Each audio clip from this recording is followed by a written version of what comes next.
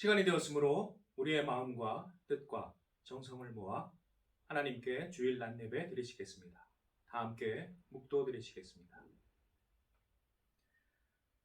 하나님은 영이시니 예배하는 자가 영과 진리로 예배할지니라. 아멘. 이 시간은 거룩하신 하나님께 나아가는 시간입니다. 먼저 우리의 거룩하지 못한 더러운 죄악을 회개하는 시간을 갖겠습니다. 각자의 목소리로 참회의 기도 드리시겠습니다.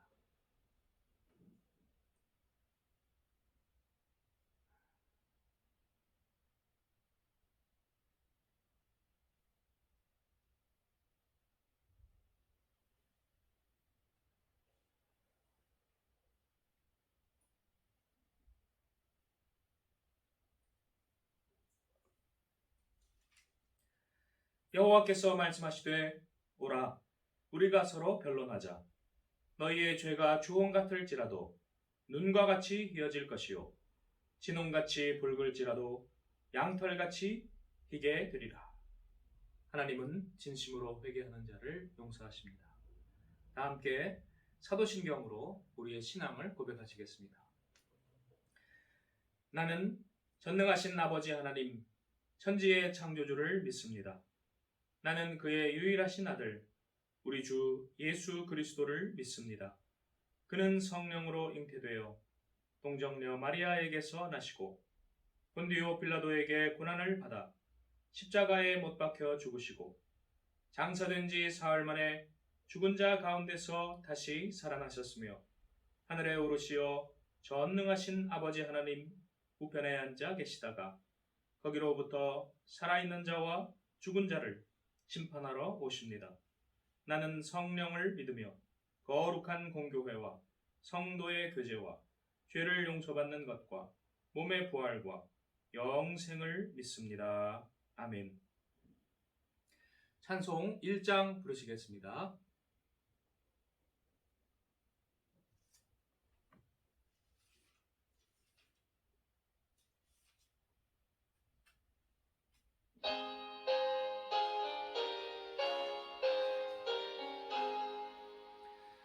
만복의 근원 하나님 온 백성 찬송 드리고 저 천사여 찬송하세 찬송 성부 성자 성령 아멘. 함께 교동문 85번 교독하시겠습니다. 교동문 85번입니다.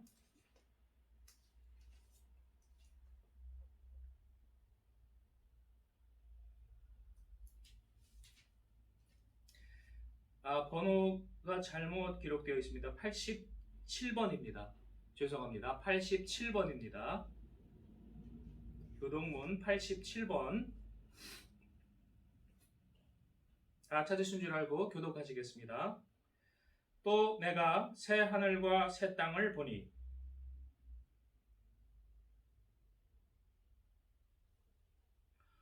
또 내가 봄에 거룩한 성 새 예루살렘이 하나님께로부터 하늘에서 내려오니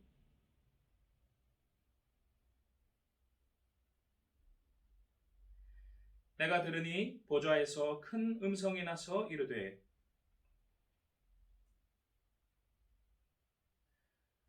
하나님이 그들과 함께 계시리니 그들은 하나님의 백성이 되고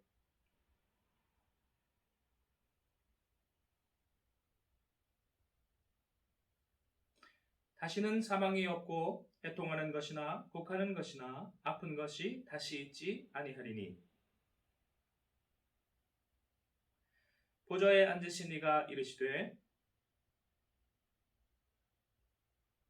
아멘. 찬송 87장 부르시겠습니다.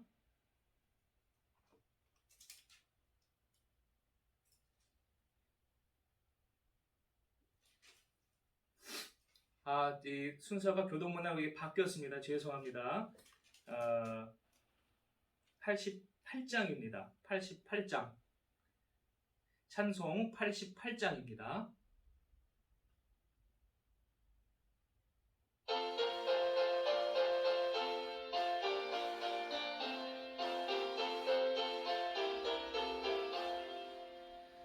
내 진정 사모하는 친구가 되시는 구주 예수님은 아름다워라.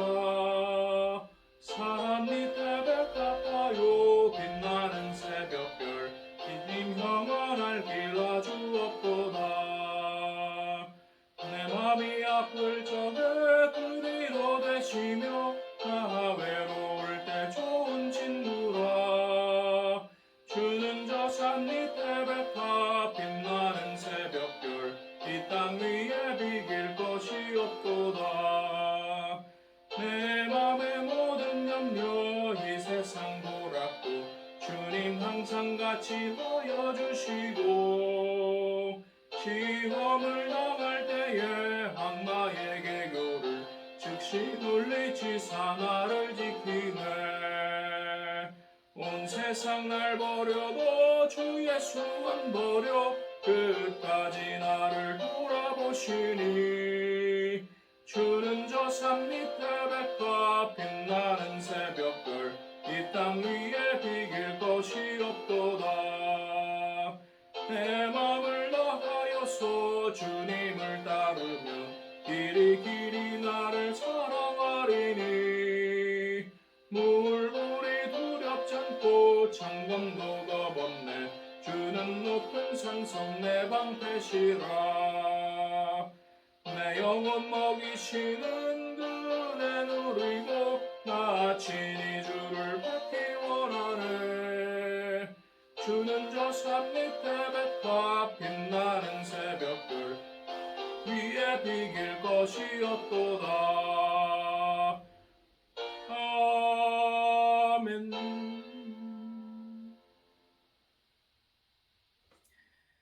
오늘 예배를 위하여 심영민 권사님 기도해 주시고 구약의 말씀 최율 어린이 봉독하고 서신서 말씀 김나윤 어린이 봉독하고 성가대 찬양 최지영 집사님 찬양해 주시고 봉헌 찬송 김성일 성도 찬양하겠습니다. 먼저 심영민 권사님 기도해 주시겠습니다.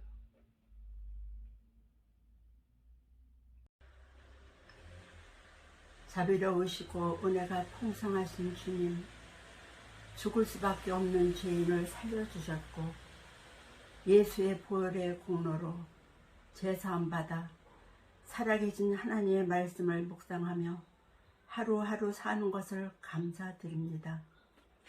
하나님, 말로는 다 할 수 없는 악한 이 현실을 주님 고쳐 주시옵소서. 모든 백성들 악에서 벗어나 선한 길 택하게 도와주시고 천국 소망을 사모하는 마음 가질 수 있도록 역사해 주시옵소서. 주님, 김성철 목사님 건강 지켜주시고 계획하신 것도 이루어 주시며 기쁘고 즐거운 생활이 되게 도와주시옵소서. 우리 교회 어린이부터 장년에 이르기까지 순종하며 복에 복을 더하여 주시고 한마음 한뜻이 되며 성령 충만, 말씀 충만한 생활이 되게 축복해 주시옵소서. 이사옵고 거룩하신 예수님의 이름으로 기도 올립니다. 아멘. 그 일곱 번째 날에 달의 첫 번째 날에 너희에게 안식일이 될 것이다. 레위기 23장 24절 말씀. 고린도전서 14장 20절 말씀 봉독하겠습니다. 형제들아, 지혜는 아이 되지 말고 악에는 어린아이가 되라. 지혜에는 장성한 사람이 되라.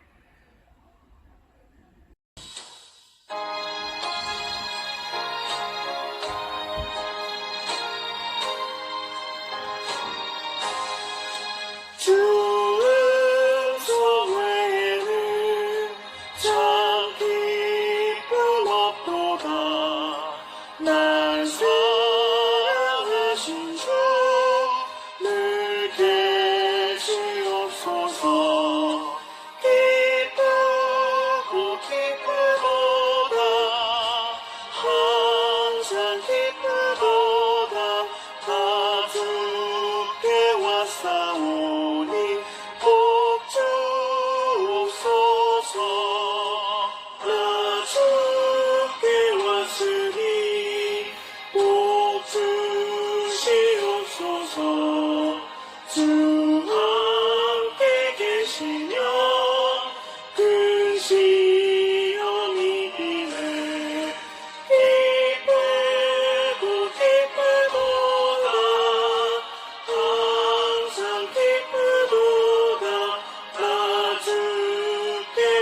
왔사오니 꼭 주옵소서.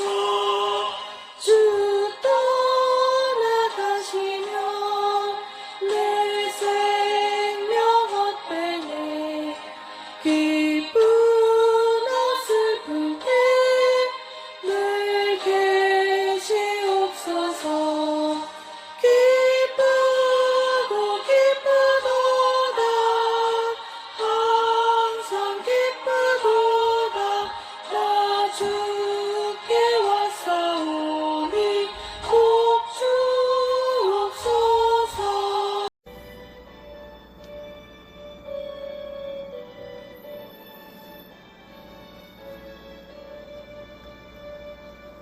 내게 있는 모든 것을 아낌없이 드리네. 사랑하고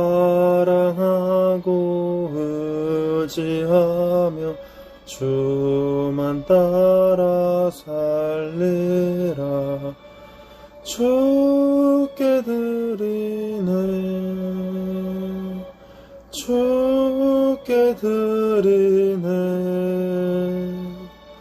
사랑하는 구주 앞에 모두 드리네.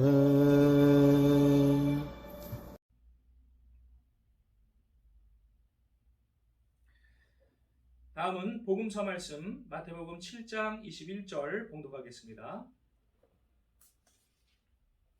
나더러 주여 주여 하는 자마다 다 천국에 들어갈 것이 아니요 다만 하늘에 계신 내 아버지의 뜻대로 행하는 자라야 들어가리라. 아멘. 다음은 본문 말씀 요한계시록 8장 1절 2절 다 함께 합독하시겠습니다. 요한계시록 8장 1절 2절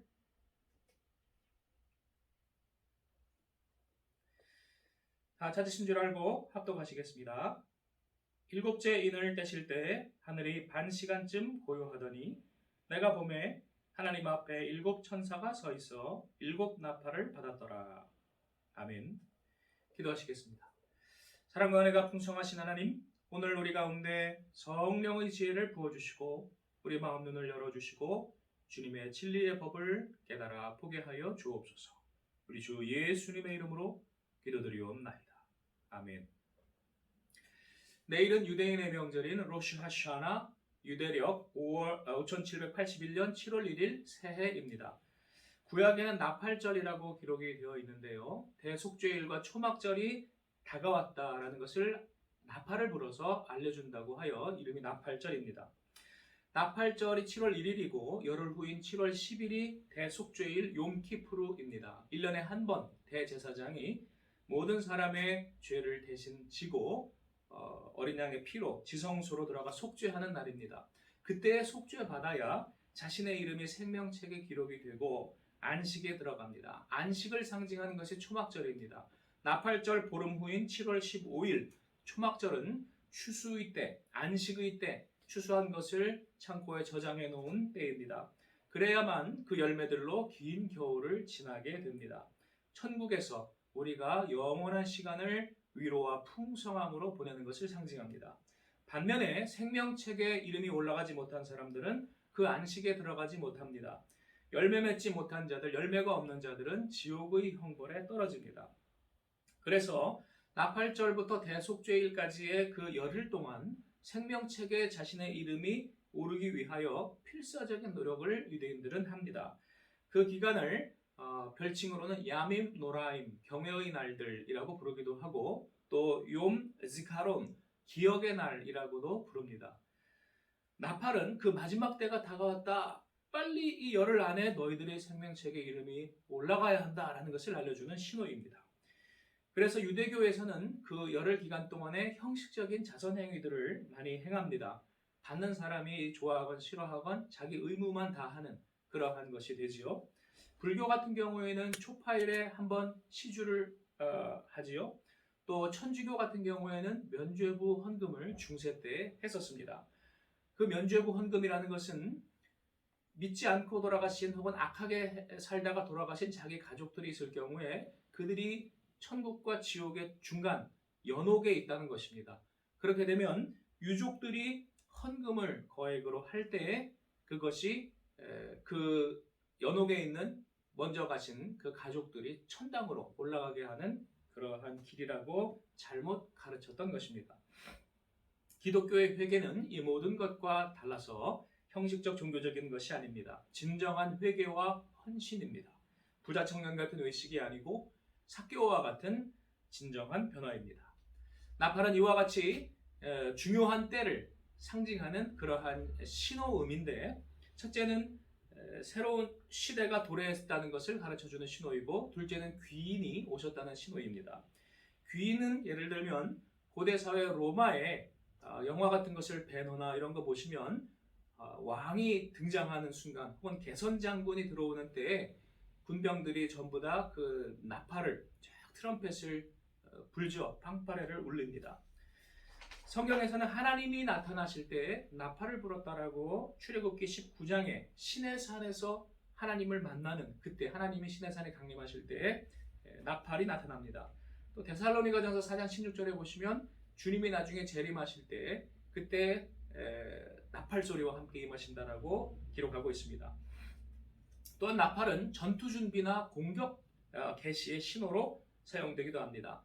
아주 중요한 공격, 최후의 적의 그 요충지를 우리가 점령하는 그때에 울리는데, 여호수아 6장에 보시면 여리고성이 함락할 때에 7일 동안 돌다가 마지막 날 7바퀴 돌고 그리고 제사장들이 나팔을 불매 그 여리고성이 무너졌습니다. 사사기 7장에 보시면 기드온과 300 용사들이 미디안 수많은 대군을 정복할 때에 한밤중에 그들이 야영하고 있는 곳 위에 주변 산 위에 올라가서 나팔을 불고 환한 횃불을 밝힐 때 빛이 비칠 때 어둠이 사라지듯이 그들이 승리하게 됩니다.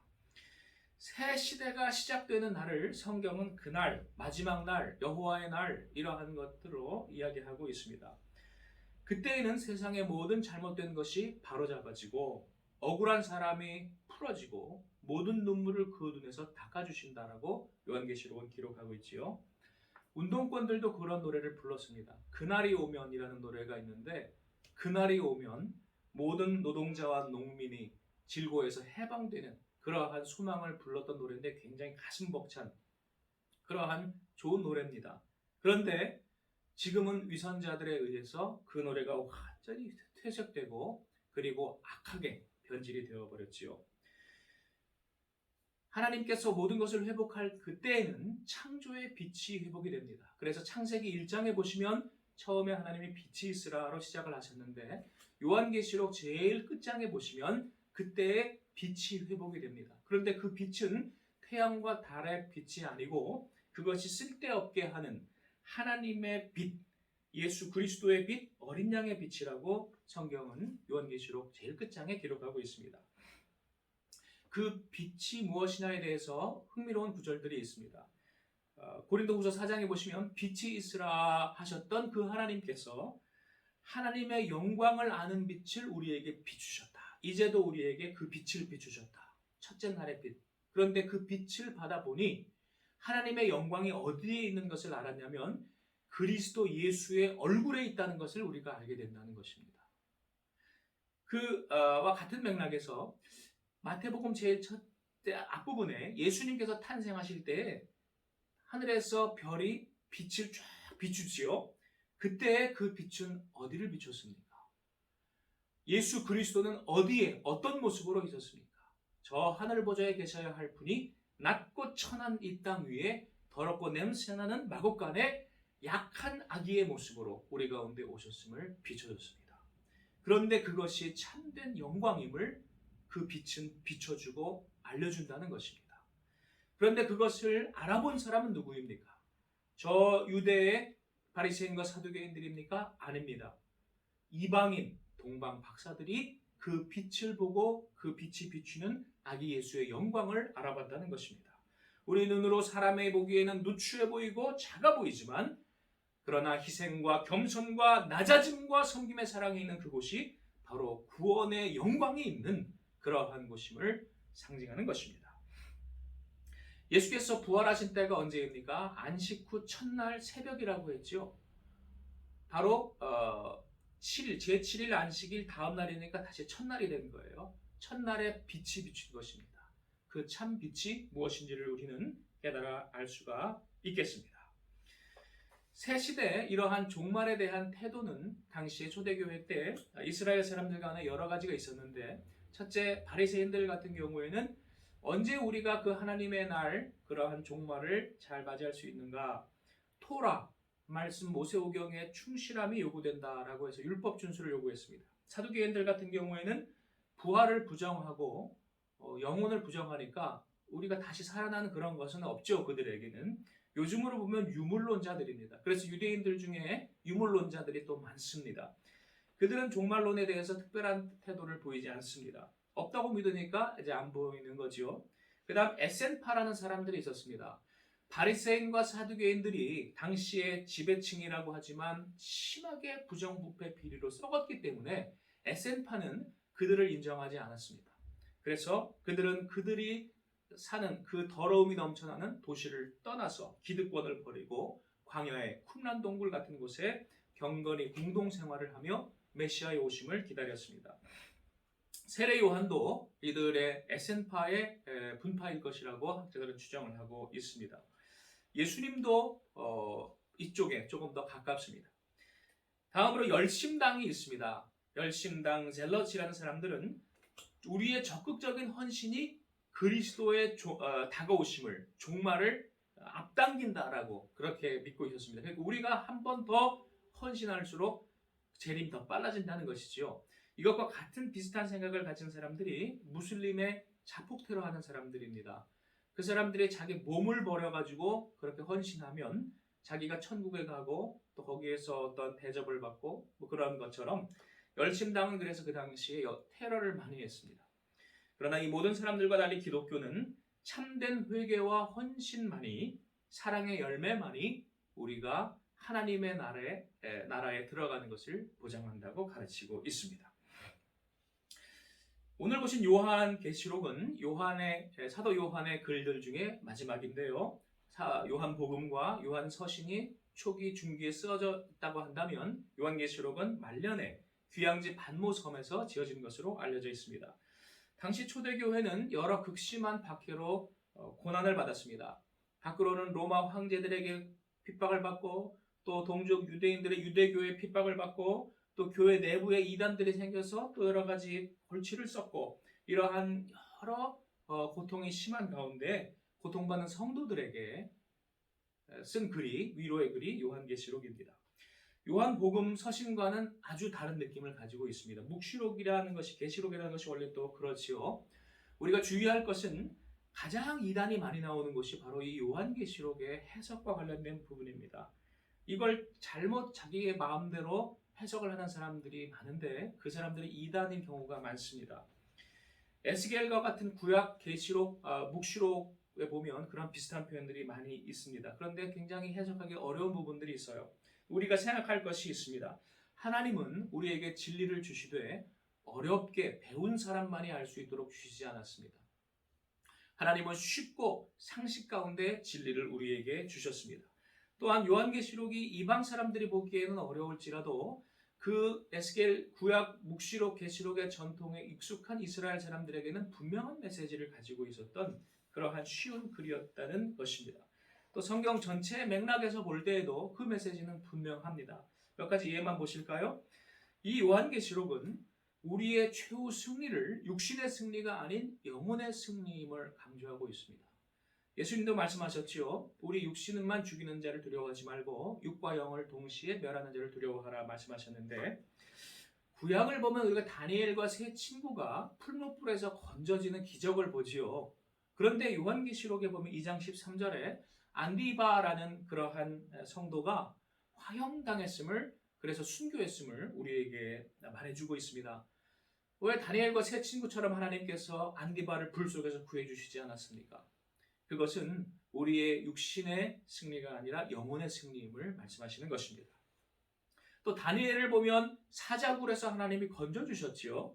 그런데 초대교회의 많은 성도들은 콜로세움에 들어가서 사자들의 맹수의 먹이로, 그리고 관중들의 구경거리로 전락해서 어찌 보면 참 비참한 최후를 맞이했습니다.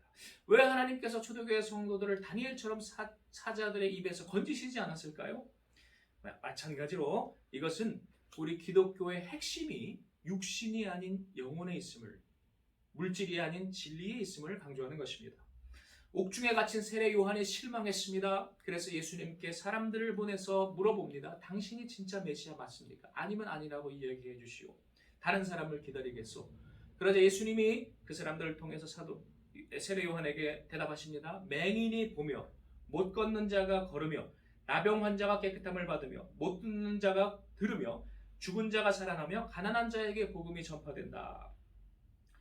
세례 요한이 원했던 엘리야의 하늘에서 떨어지는 그 불처럼 통쾌한 복수는 아니지만 세미한 음성, 그러나 사람들의 억울함을 들어주고 그리고 그들을 위로하고 그들과 함께 동고동락하시는 그러한 하나됨의 생명을 살리는 역사, 그것이 하나님 나라가 이 땅에 임한 것이다 라고 예수님은 말씀하신 것입니다.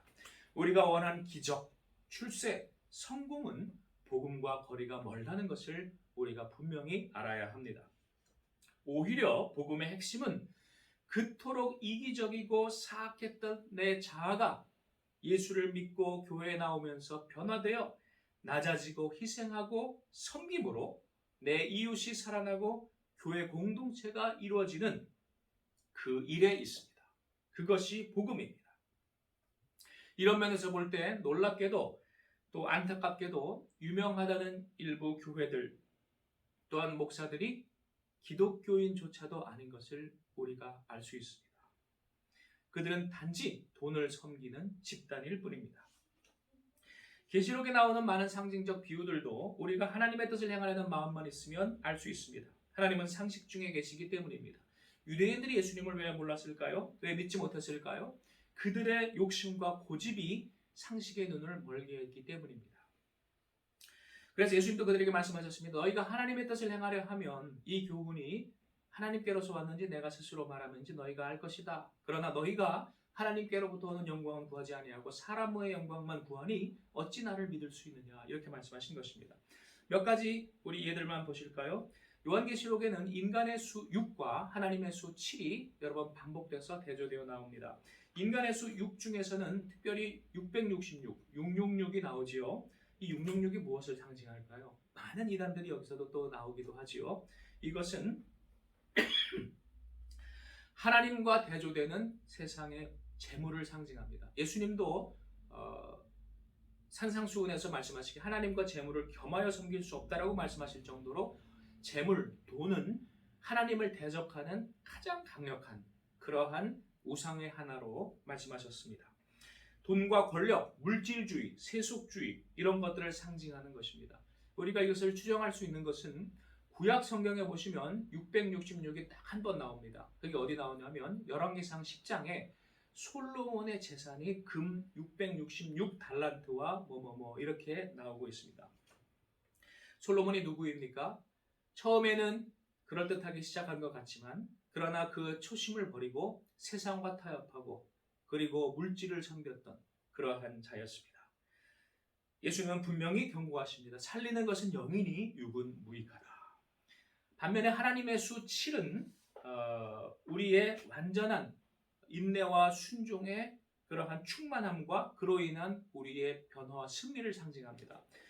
요한계시록에서는 7이 여러 번 나오지요. 아시아의 7교회 또 7개의 도장, 7인, 7천사, 7나팔, 7대적 이런 것들이 자꾸 반복이 나옵니다.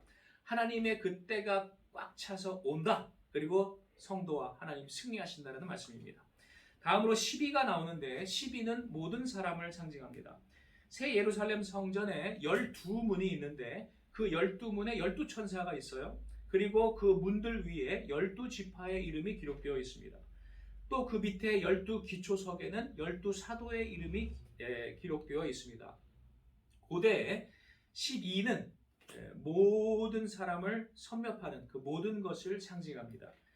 그래서 고대 신화, 그리스 신화와 그 이전에도 보면 별자리가 12별자리이지요. 그 다음에 그것이 동양으로까지 연결이 되어서 띠, 우리 이야기할 때 12간지, 띠도 12입니다. 그래서 이 12은 모든 것을, 모든 사람, 모든 민족 이런 것들을 상징하는데 거기에 천이 더해지면 거기에 훨씬 더 많은 모든 확장성을 가진 사람을 뜻합니다. 그래서 12 곱하기 12 곱하기 1000 하면 모든 이 가운데 하나님을 경외하는 자를 상징합니다. 12 곱하기 12 곱하기 1000이 얼마죠? 14만 4천입니다. 그래서 하나님을 경외하는 14만 4천이 흰옷을 입고 나온다라는 것은 하나님이 외모를 차별하지 아니하시고 모든 민족과 모든 언어 가운데에서 하나님을 경외하는 자를 뽑으신다는 이야기입니다. 다음으로 계시록에는 용과 뱀, 짐승, 사탄 이러한 용어들이 나오는데 다 똑같이 하나님을 대적하고 그리스도를 대적하는 적그리스도를 상징합니다. 이 용이 여자가 아이를 해산하려고 할 때 큰 강물을 토해내서 그 아이를 떠내려 보내서 죽이려고 하지요. 그때 하나님께서 그 아이를 건져주십니다. 이것은 구약에 나오지요. 구원자 모세가 출생했을 때 강물에 떠내려가다가 그 떠내려간 모세가 건져져서 나중에 구원자가 되는 그러한 이야기가 있죠. 모세가 물에서 건짐받았다는 뜻입니다. 이 뱀은 옛 뱀, 사탄, 마귀, 미혹자, 핍박자를 상징합니다. 반면에 이 옛 뱀과 용, 마귀를 멸하시는 이가 오시는데 그는 백마 타고 오는 이입니다. 그 이름은 충신과 진실이요 하나님의 말씀 로고스라고 요한계시록 19장은 우리에게 말하고 있습니다. 이육사 시인이 광야라는 그 시에서 이 구원자를 노래하지요.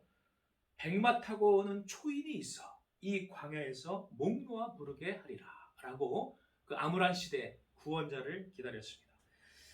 진리의 말씀이 우리를 구원하시고 우리를 승리하게 해주신다는 것입니다. 다음으로 바벨론 성이 나옵니다. 무너졌도다 무너졌도다 너 악한 음녀와 같은 바벨론 성이요. 그런데 바벨론 성은 그 당시에는 이 요한계시록이 써져 있던 그 1세기에는 이미 멸망한 지 600년이나 지난 그러한 폐허밖에 남지 않은 메소포타미아의 도시였습니다. 그것은 하나의 상징으로 쓰여졌습니다. 호와 사치와 타락, 심판, 하나님을 대적하는 적그리스도의 상징, 진리를 대적하는 상징이었습니다. 그것이 여러 가지를 상징하는 첫째는 로마를 상징하고 둘째는 예루살렘을 상징하고 또 세계 각지에 흩어진 유대 회당을 상징합니다. 로마를 상징하는 것은 당시 로마가 세계 교역의 중심지였어요. 그래서 물질주의의 아주 대명사였죠. 오늘날 뉴욕과 같은 곳이라고 할까요? 그런데 그곳에는 하나님이 없고 하나님을 오히려 조롱하고 모욕하는 악한 세속주의가 있었는데 나중에 하나님의 심판을 받을 때 그 바벨론 성이 무너져서 멸망하는 모습을 오고 가는 상선의 선주들이 바라보고 탄식한다는 내용이 요한계시록에 적혀 있습니다. 다음으로 예루살렘이 바로 멸망당할 그 바벨론 성을 상징하는데 예수님께서 예루살렘 성전에 들어가셔서 강도의 구렬이라고 말씀하셨지요. 성전이 더 이상 아니고 장사하는 자들의 그러한 시장터가 되었다는 것입니다. 그것은 심판의 대상일 뿐입니다. 하나님을 대적하는 모든 견고해 보이는 악인들의 성은 여리고 성이든 예루살렘 성이든 저 평양이든 언젠가는 하나님께서 반드시 심판하신다는 것입니다. 다음으로는 유대 회당들이 이러한 바벨론 성으로 상징되고 멸망할 곳으로 상징이 됩니다. 각지에 흩어져 있는데 흩어져서도 유대인들이 회당에서 모여서 기독교를 핍박을 했어요.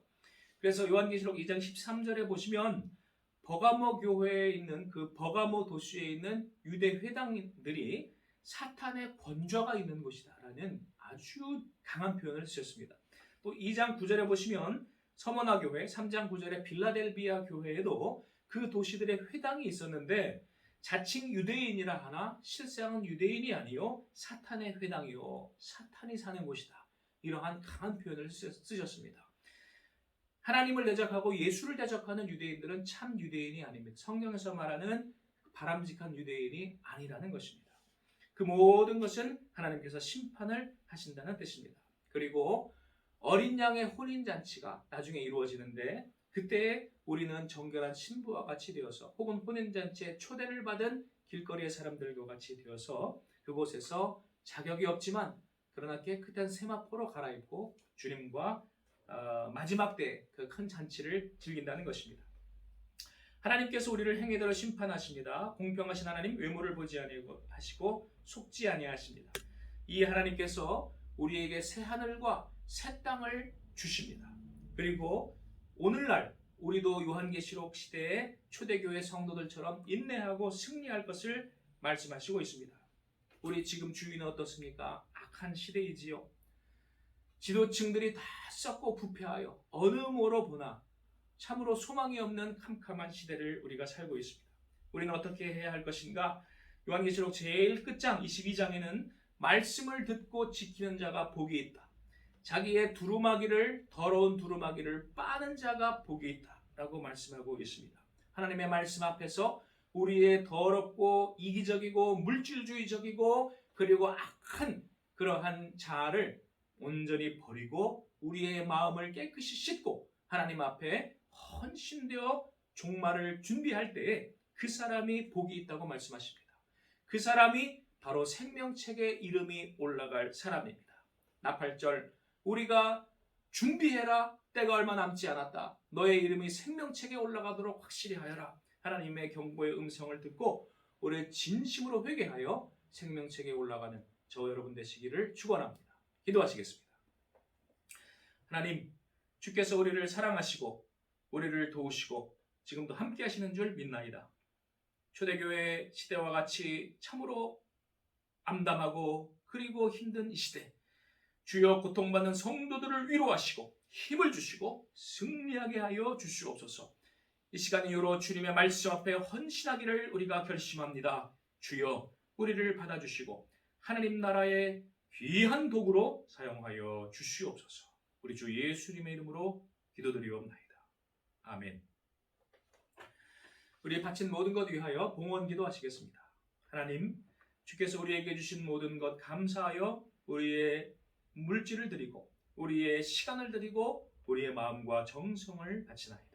하나님 기뻐 받아주시고 하나님 나라 이 땅에 이루시는 데에 귀히 사용하여 주시옵소서. 바친 손길 기억하시고 더 채워주셔서 주의 일 잘 감당하게 하여 주옵소서. 우리 주 예수님의 이름으로 기도드리옵나이다. 아멘. 교회 소식 시간입니다. 지난주에 김진자 집사님과 박정혜 권사님께서 백신 접종 잘 마치셨습니다. 지켜주신 하나님께 감사합니다.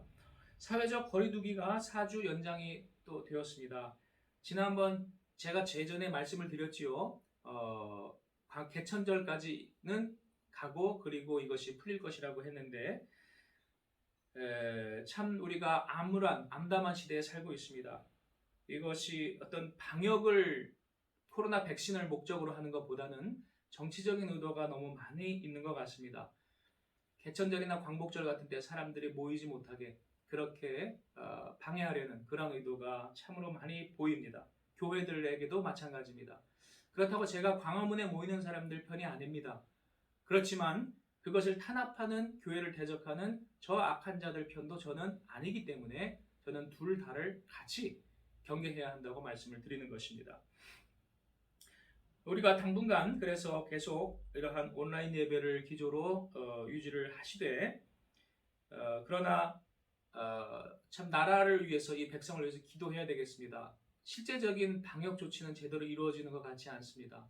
여러분 뉴스에서 많이 들으시는 것처럼 백신이 유통기한이 지난 것들이 저 대학병원들조차도 그런 일들이 자꾸 벌어지는 것을 보시면 유통기한 지나고 막 거의 유통기한에 다다른 것들 그런 이상한 것들만 백신이 지금 들어온다는 그런 추정이 됩니다.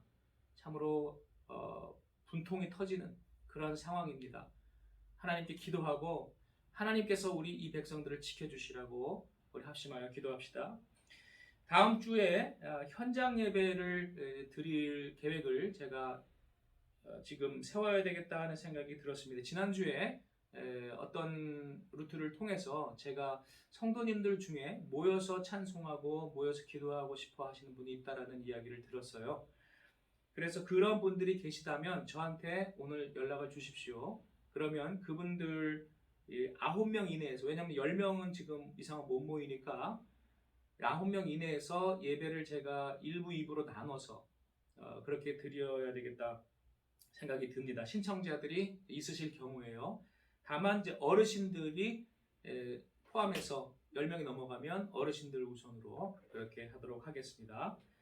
이것은 다 그렇게 하시라는 건 아닙니다. 본인들이 더 조심하셔야 될 필요가 있다고 느끼시는 분들, 10월 3일까지는 그냥 댁에서 유튜브로 예배를 드리시겠다고 하는 분들은 신청 안 하셔도 됩니다. 그런데 여기에 예배당에 나와서 예배를 찬송을 부르고 그리고 기도하고 싶으시다고 하는 분들이 있으시면 그분들이 연락을 주시라는 얘기입니다. 또 우리 예배당이 사명 감당 역할을 잘 하게 되도록 기도합시다. 이 내용은 무슨 이야기냐면요. 지난주에 저 앞에 새 필지를 구입한 그러한 부동산 업자로부터 전화가 왔습니다. 그래서 여기를 부동산을 우리가 팔 의사가 있으면 자기들이 팔아주겠다 이렇게 이야기를 했습니다. 그래서 우리는 현재로서는 의견들이 지난번에는 이제 팔지 않기로 했고 죄송합니다. 매매를 하기로는 우리가 합의되는데 그 얘기는 안 했고 어르신들 같은 경우에는 이동을 원치 않으시고 젊은 사람들 중에는 이동을 원하시는 분들이 있고 그래서 우리가 의견이 다시 한번 물어봐야 됩니다. 그렇게 이야기를 했습니다. 그런데 지난번에 우리가 회의해서 2번 매매를 하자라는 것은 의견이 일치하셨는데 멀리 가는 것은 반대한다라고 그렇게 의견이 모아졌지요. 가만히 생각해 보니까 주변에 우리가 버스 한 번이라도 우리가 타면 다들 불편하시죠? 그래서 망울이나 면목동이나 구리시 이상으로 넘어가면 어차피 불편하실 거 아닙니까? 그러면은 버스를 아예 안 타고 우리가 예배를 드릴 수 있는 예배당은 상봉동 중화동에서 찾아야 되는데 상봉동 중화동에는 우리가 이걸 팔아야 땅값이 다 똑같기 때문에 그렇게 굳이 변화를 줄 이유가 없습니다. 그래서 지난주에 운영위원 장로님 그렇게 같이 이야기를 나눴는데 우리가 그냥 지난번에 이야기한 대로 그렇게 여기에 계속 있는 것으로 그렇게 이야기를 잠정적으로 모았습니다. 그리고 필요하면 여기에 우리가 조금 수리를 해서 보완해서 그렇게 있는 것으로 이야기를 모았습니다. 그래서 여러분들께서 혹시 그 외에 의견이 있으시면 저에게 연락을 주시고요. 현재로서는 그러한 기조를 유지하고 있다라는 것을 이해해 주시고 우리 예배당이 어떠한 형태이건 하나님께서 주신 사명을 잘 감당하는 역할을 하도록 그렇게 기도해 주시기를 바랍니다. 이렇게 광고는 했는데요. 항상 보면은 이해를 하시는 분이 있고 이해를 못 하시는 분이 있고 완전히 다르게 오해하시는 분이 있고 그렇더라고요. 그러니까 모여서 여러 번 같이 확인하고 사실은 이야기를 해야 됩니다. 다시 한번 말씀을 드립니다. 부동산 업자가 다시 전화가 오면 저는 그냥 안 팔겠다고 이야기를 하겠습니다. 우리가 그냥 여기에 있겠다고 이야기를 하겠습니다.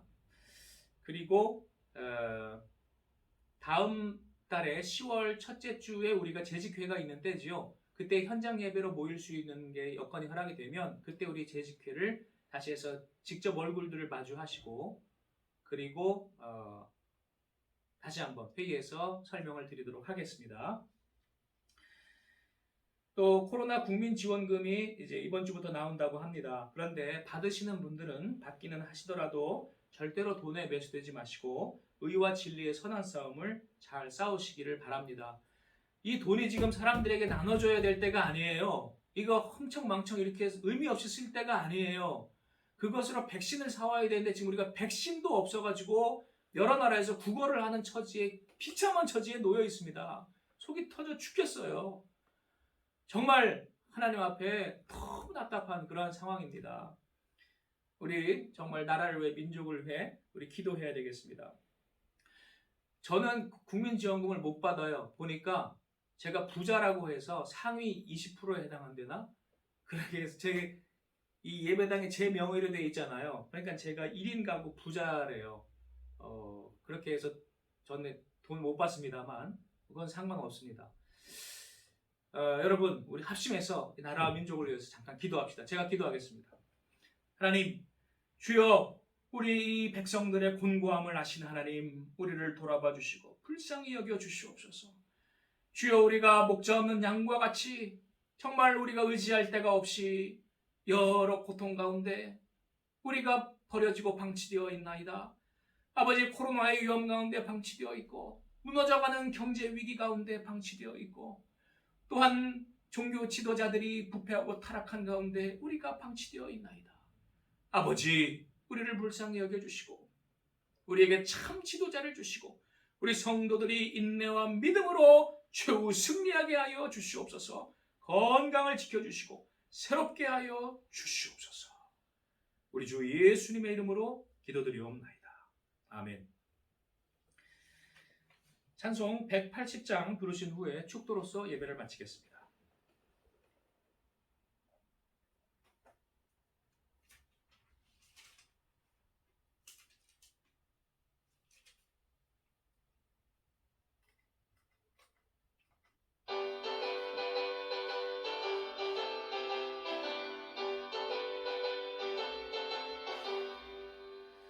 하나님의 나팔 소리 전지진동할 때에 예수 영광 중에 구름 파시고 천사들을 세계 만국 모든 곳에 보내어 구원받은 성도들을 모으리. 나팔 불 때 나의 이름, 나팔 불 때 나의 이름, 나팔 불 때 나의 이름, 부를 때에 잔치 참여하겠네. 무덤 속에 잠자는 자 그때 다시 일어나 영화로운 부활 승리 얻으리. 주가 택한 모든 성도 구름 타고 올라가 공중에서 주의 얼굴 배우리. 나팔 불 때 나의 이름, 나팔 불 때 나의 이름, 부를 때 나의 이름, 부를 때에 잔치 참여하겠네. 주님 다시 오실 날을 우리 알 수 없으니 항상 기도하고 깨어 있어서 기쁨으로 보좌 앞에 우리 나가서도록 그때까지 참고 기다리겠네. 나팔 불 때 나의 이름, 나팔 불 때 나의 이름, 나팔 불 때 나의 이름, 부를 때에 잔치 참여하겠네. 지금은 우리 주 예수 그리스도의 하늘 보좌를 버리시고 낮고 낮은 땅에 내려와 우리와 함께 하신 은혜와 하나님 아버지의 극진하신 사랑과 성령님의 감화감동 역사하심이 오늘 종말의 때 마지막의 때 그러나 초대교회 성도들처럼 헌신하여 최후 승리를 얻기를 결심한 우리 위에 함께 하시기를 축원하옵나이다. 아멘.